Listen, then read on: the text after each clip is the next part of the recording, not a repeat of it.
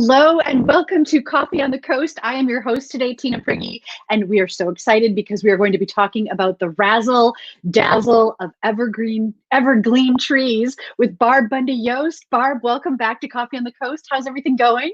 Well, everything's doing great. Thanks for having me. It's delightful to chat with you again. Yeah, you bet. You know, we are only 5 weeks from Christmas, if you can believe that. And I think there has never been a year more like 2020 when we really need the spirit of Christmas, right? You bet. You bet. I think that's one of the reasons that we're doing this Evergleam on 8th. We're doing it again this year. We feel like in a very cloudy year that maybe the silver lining of a little evergleam tree will help people cope with maybe a very different holiday than they've ever had to do before. So we're carrying on. The downtown shops and the library will be bedazzled with the tinselly finery made by Aluminum Specialty. So which we can see right behind you, a beautiful pink specimen. So let's give viewers a quick little introduction about, the history, the cool vintage nature of these trees. Tell us everything. Well, it started here. It started really in Chicago. The Aluminum Specialty back in the 50s was making toys for children. And one of the sales reps went down to Chicago for a toy convention. And he met up with a Ben Franklin person and they went to lunch. And the Ben Franklin person said, "I have got something to show you. Never seen anything like it. What do you think?" And it was an aluminum tree. It was a sparkly silver glittering tree. It was heavy. It was expensive back in those days. It was over $150 to buy something like that, which it just wasn't affordable for the regular family. But this sales rep got very excited and brought it back to Manitowoc. And he said that maybe the engineers could come up with something that is lighter, more affordable, and easy to put together that the typical American family could enjoy because we were in that atomic age.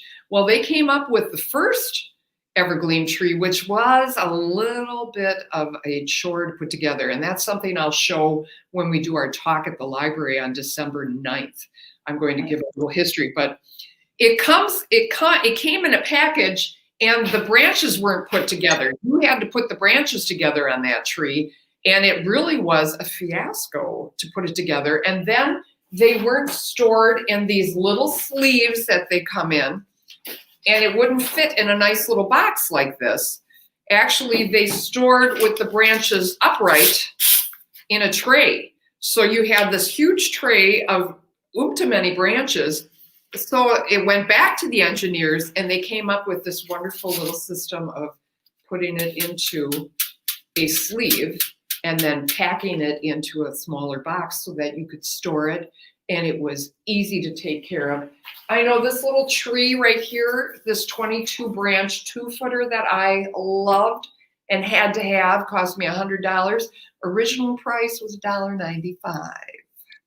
Wow. Whoa. So that brings up a good point. These trees are no longer being manufactured, and what's going to be on display and what you're talking about. So it's going to be on display at businesses throughout downtown Manitowoc, and there's going to be a forest of them on display at the Manitowoc Public Library. These are all vintage trees manufactured right here in Manitowoc. Right here in Manitowoc. And last year we celebrated the 60th anniversary. 1959, they just developed the tree, the pole, the branches, all of the stuff. In 1960, they decided to call it Evergleam. So we're celebrating the 60th year of the name. So all the trees that you are seeing, they started developing the trees in 1959 and they stopped production in 1970 because it wasn't vogue anymore to have that beautiful tree. And so it fell out of favor and Aluminum Specialty went on to make cookware and other things. It was in the 80s, 90s that John Shimon and Julie Lindemann actually brought back the charm of the evergleam tree because when they moved back to Manitowoc, they had been in Milwaukee and moved back to Manitowoc and they would go thrifting. And they found these trees at rummage sales, thrift stores, dumpsters. People were just tossing them. And they did a whole book called Season's Gleamings. And that is what really regenerated the interest in the tree. And that resurgence has made them costly. Valuable. And I keep saying to everybody, yeah, I do these wonderful talks, and I really am thrilled to do it because I love the tree. My grandmother had one back in the day when I was a kid. Ella Malloy Herzog would put up this 4-foot tree, and some years she'd have red balls on it. Some years she'd have green balls on it. One year she had blue balls on it. It was just, and my mother hated it. We had to go into the forest and cut down a tree, but how I loved that tree. And so when I really became interested in these things, I saw a pink one at an antique mall near our house, and that was way back in the 90s. And it was a 2-footer. And I said, what is that tree? He said, oh, that's a evergreen tree. I said, what? In pink? Yeah. I said, well, how much? He said, lady, it's not for sale. I said, no price. Come on. Everything's for sale. You cannot start with that tree. And now I know why. That sent me off on a tangent, and I started picking up trees here and there in colors because I really like the color. But then I did gravitate to the silver ones, and so I have amassed a few.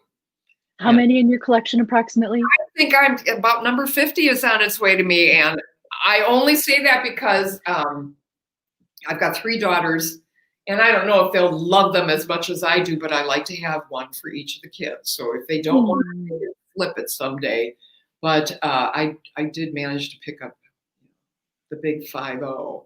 So you have a forest of evergreens, and it's a lot of those trees that we'll see on display throughout the downtown, right? Yes, if you go to the Capitol Civic Center, there's a nice 6-foot long needle swirl, and then I have a 7-foot straight needle over there, and then I think I put something on Progress Lakeshore. But between Kathy Carl, who owns Heart and Homestead, and myself, we're getting around to put trees up. My friend Sue Jackie has a very rare 10-footer that we're going to pop into the Schutte building.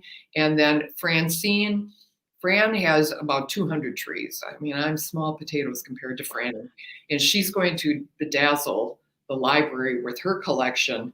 And then we've got Mike. Mike has a number of trees, and he's going to put some trees up for us. So there is a pack of us that have gathered together to take on this project because our original collector, Steve, who's from Manitowoc, he lives in Verona right now.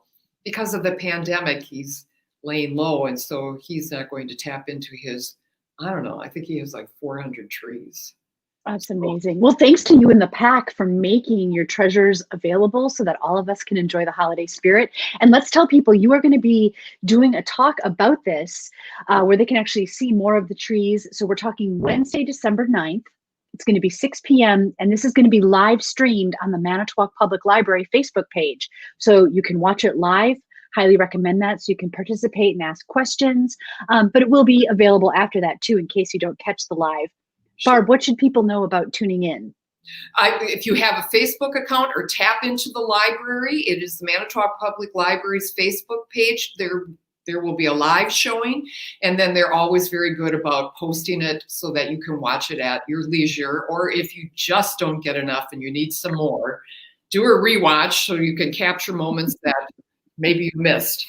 But no, they do a wonderful job here, which is why we have partnered with the library. They are so accommodating and wonderful to work with, even during these times where it's a little stressful. They let us in and take over and put things up, and they're just so very welcoming and helpful. So I love how they have not let this pandemic stop the services that they offer, that they have pivoted, they have shifted, they've gotten creative, and now virtually we can really enjoy all of these resources, including this incredible evergreen presentation. And I think you said that most of the trees will be up downtown and the forest will be in the library the night before Thanksgiving. So even though there's no parade this year, people can get out of the house, maybe go for a drive, and really get in the holiday spirit as they kick it off with Thanksgiving. You bet, you bet. There's an article coming in the HDR. Tim asked me to write an article for this display. And I went back to a time when my dad, we called him the driving dad. He put all 5 of us in a car because we were going a little nuts, stir crazy in the house during the winter especially, and he'd take us for drives. And there's nothing like taking your family for a ride during the evening hours when the lights are on and the neighborhoods are sparkling. And the same thing will be happening downtown, especially this library. When you see that forest of trees glittering at night in the lights, it's just magical. So do take your family for a ride.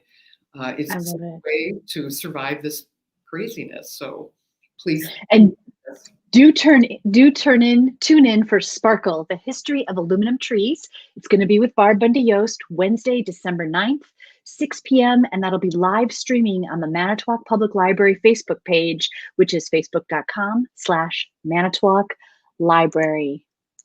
Barb, thank you so much for taking the time to be with us today, to tell us about the incredible Evergleam vintage history and how we can experience it. We really look forward to tuning in with you. Oh, thanks so much, Tina. Stay healthy, right. And I look forward to seeing you again. You as well. Take care, everybody.